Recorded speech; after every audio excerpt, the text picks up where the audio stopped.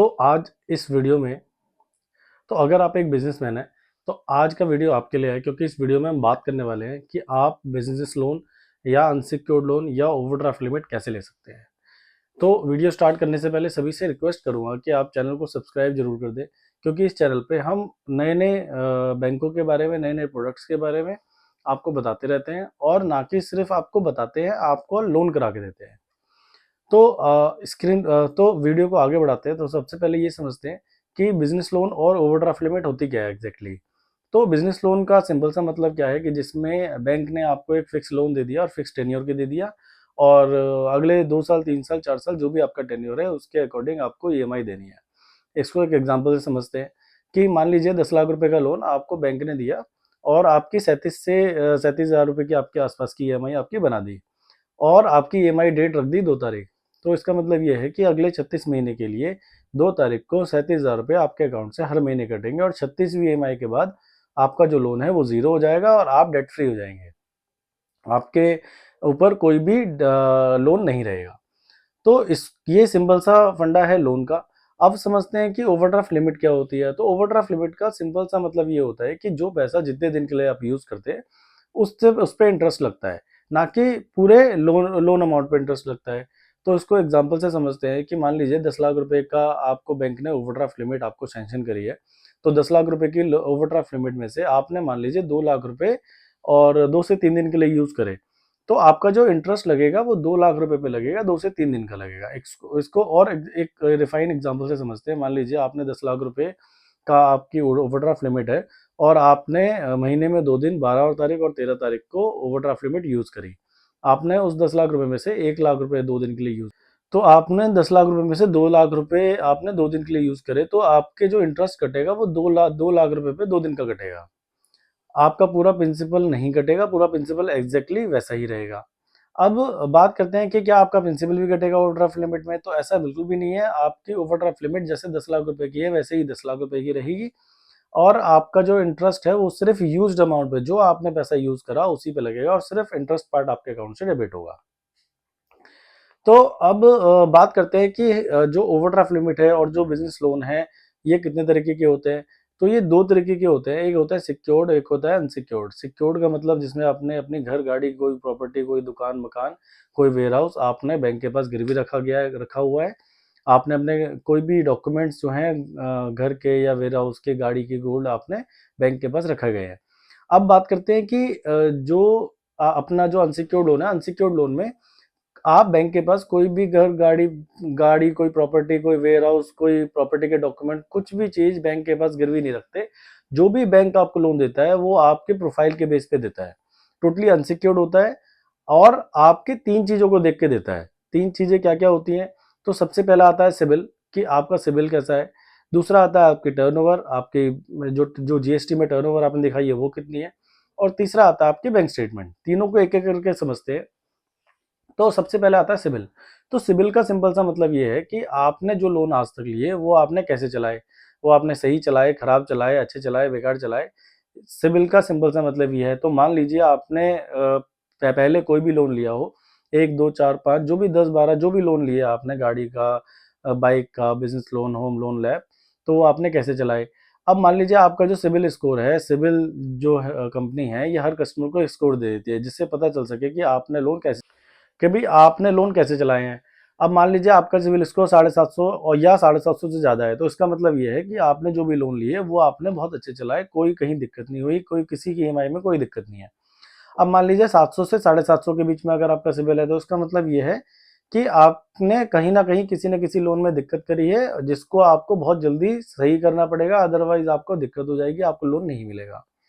अब बात करते हैं कि अगर आपका सिविल 700 से भी कम है, और जितना कम है उतना खराब होता है, और 700 से कम का मतलब ये होता है कि आपने कभी ना कभी किसी ना किसी लोन में दिक्कत करी हुई है, कहीं ना कहीं ओवरड्यू करा हुआ है, आपने बैंक के पैसे लेके वापस नहीं करे हैं। तो अगर आपका सिबिल थोड़ा सा ऊपर नीचे है तो आप अपने सिबिल को सही करो, और सिबिल सही करने के लिए भी आप हमें कॉल कर सकते हो। हम आपको सिबिल को सही करने की भी हेल्प करते हैं। अब दूसरे पॉइंट पे आते हैं कि भाई आपकी टर्नओवर। तो टर्नओवर का सिंपल सा मतलब ये है कि जो टर्नओवर आप अपने जीएसटी 3B पे दिखाते हैं। तो GST 3B का मतलब जो टर्नओवर आप गवर्नमेंट को दिखाते हैं कि भाई मेरी टर्नओवर इतनी है, हमें उस टर्नओवर से कोई लेना देना नहीं है, या फिर बैंक को उस टर्नओवर से कोई लेना देना नहीं है जिसकी लिखा पढ़ी कहीं भी नहीं है। आपने कैश में माल लिया, कैश में सेल कर दिया, वो पैसा भी कैश में आया, और जो माल आपने परचेज करा वो भी कैश में करा, जो सेल करी वो भी कैश में करी, और जो प्रॉफिट हुआ वो भी कैश में हो गया। तो इसका मतलब ये है कि ये जो सेल है, जो कैश की सेल है, ये कहीं पे भी लिखा पढ़ी इसकी हुई नहीं, तो ये कभी भी गवर्नमेंट की नज़रों में सेल नहीं मानी जाएगी। सेल सिर्फ वही मानी जाएगी जो आप GST 3B में फाइल करते हो, जिस पे आप SGST और CGST पे करते हो। तो कोशिश करो अपनी ज़्यादा से ज़्यादा सेल को अपने GST पे लेके आओ, और कैश की सेल को कम से कम करो, क्योंकि उसका बेनिफिट आपको आज मतलब इन फ्यूचर नहीं मिलता है। तीसरा है आपकी बैंक स्टेटमेंट। तो बैंक स्टेटमेंट का सिंपल सा मतलब क्या, तो तीसरा है बैंक स्टेटमेंट। तो बैंक स्टेटमेंट का मतलब क्या है कि बैंक स्टेटमेंट में मान लीजिए आपके जो लोन चल रहे हैं उसकी EMI जाती हुई दिखेगी, भाई सही जा रही है, टाइम से जा रही है, नहीं जा रही है। जो चेक आपने काटे हैं वो चेक दिखेंगे, भाई वो चेक आपके टाइम से कट रहे हैं, नहीं कट रहे हैं, कोई बाउंसिंग तो नहीं है चेक की, कोई EMI बाउंस तो नहीं है। और तीसरी चीज, आपके अकाउंट में ये भी दिखेगा कि आपकी सेल का कितना परसेंट आपके अकाउंट में आ रहा है। मान लीजिए आपकी सेल 1 करोड़ रुपए की है, तो आपके अकाउंट में 80 लाख रुपए आना चाहिए, बैंक ये मानता है।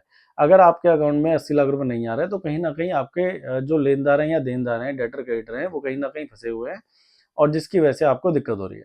तो ये कुछ चीजें हैं जो बैंक लोन देने से पहले ये सारी चीजें देखता है, और इसके बाद आपको डिसाइड करता है कि लोन देना है या नहीं देना है। अब बात करते हैं कि HDFC बैंक मतलब बैंक और NBFC में कौन कौन से बैंक है, कौन कौन सी NBFC है जो आपको ओवरड्राफ्ट लिमिट या बिजनेस लोन ऑफर कर रही है। तो अगर हम बात करें बिजनेस लोन की, तो HDFC, axis, ICICI, Kotak, standard chartered, Dash है। अगर NBFC की बात करें तो बजाज, टाटा, चोला, पूना वाला, पिरामल, ये कुछ NBFCs हैं जो आपको इजीली बिजनेस लोन प्रोवाइड करा रही हैं। अब बात करते हैं ओवरड्राफ्ट लिमिट की। तो ओवरड्राफ्ट लिमिट में NBFCs जो हैं वो आपको ओवरड्राफ्ट लिमिट प्रोवाइड नहीं करा सकती, क्योंकि ओवरड्राफ्ट लिमिट में अकाउंट खुलता है। अकाउंट खुल के ही आपको ओवरड्राफ्ट लिमिट मिल सकती है। तो अगर आपको ओवरड्राफ्ट लिमिट लेनी है तो HDFC bank, axis bank, ICICI bank, ये कुछ बैंक्स हैं जो इजीली ओवरड्राफ्ट लिमिट ऑफर करते हैं। अब बात करते हैं कि NBFC बैंक भी आपको ओवरड्राफ्ट लिमिट ऑफर करती है।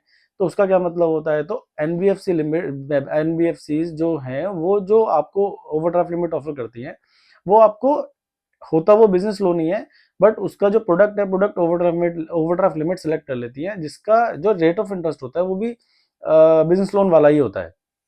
उसमें क्या होता है, आपको एक ऐप दे देते हैं, ऐप से आप पैसे निकालोगे और डालोगे, तो आपका उस पर इंटरेस्ट लगता है। तो इन शॉर्ट, आप बैंक या NBFC दोनों से बिजनेस लोन या ओवरड्राफ्ट लिमिट ले सकते हो। कंडीशन हर बैंक की, हर पॉलिसी हर कस्टमर के लिए अलग अलग है। अब बात करते हैं कि क्या सारे बैंक सारे कस्टमर्स को बिजनेस लोन या ओवरड्राफ्ट लिमिट ऑफर कर देते हैं। तो ऐसा बिल्कुल भी नहीं है। HDFC बैंक की पॉलिसी, बजाज की पॉलिसी, या टाटा की, चोला की, या एक्सिस की, ICICI की, सबकी पॉलिसी अलग अलग है। वो अपने अपने कस्टमर को अपने अकॉर्डिंग जज करते हैं। तो हम क्या करते हैं, हम आपकी फाइल को पहले रीड करते हैं, पहले ऑब्जर्व करते हैं, और उसके बाद आपको बताते हैं सर आपकी फाइल इस बैंक में इजीली हो जाएगी, और आपकी फाइल उसी जगह फॉरवर्ड करते हैं, जिससे आगे आपके अप्रूवल होने के चांसेस बढ़ जाते हैं। फॉर एग्जाम्पल, आपने हमें कॉल करा, हम आपसे एक बेसिक क्वेश्चन पूछते हैं कि सर आपकी क्या टर्नओवर है, कितने आप EMI दे रहे हो, क्या करंटली आपकी लोन चल रहे हैं, कितने आपने लोन आपने पिछले 1 साल में लिए हैं, टोटल जो आपके लेनदार हैं, देनदार हैं, वो कितने हैं, क्या कोई चेक बाउंस तो नहीं है, आपका सिविल खराब तो नहीं है।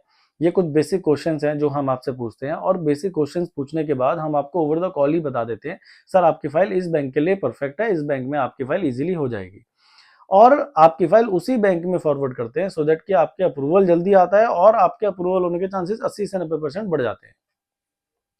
तो आपको क्या करना है, अगर आपको ओवरड्राफ्ट लिमिट या बिजनेस लोन की रिक्वायरमेंट है, तो आपको स्क्रीन पे दिए नंबरों पे कॉल करना है, और आपको हमें बताना है कि आपकी प्रोफाइल क्या है, कुछ बेसिक क्वेश्चंस हम आपसे पूछते हैं, उनके आंसर करने हैं, और हम आपको बिजनेस लोन या ओवरड्राफ्ट लिमिट के लिए हेल्प करते हैं कि आप बिजनेस लोन या ओवरड्राफ्ट लिमिट कौन से बैंक से कैसे ले सकते हैं।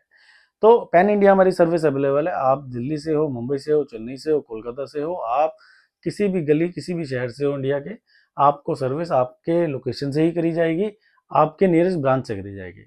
तो अगर रिक्वायरमेंट है आपके बिजनेस लोन या ओवरड्राफ्ट, तो अगर आपकी रिक्वायरमेंट है ओवरड्राफ्ट लिमिट की, तो आप हमें, या बिजनेस लोन की, तो आप हमें कॉल कर सकते हो स्क्रीन पे दिए नंबरों पे। और अगर आपको ये वीडियो हमारा अच्छा लगा हो तो आप हमें लाइक, शेयर और चैनल को सब्सक्राइब करना ना भूलें, सो दैट कि ऐसी ही वीडियो आपके पास आती रहें। बहुत बहुत धन्यवाद।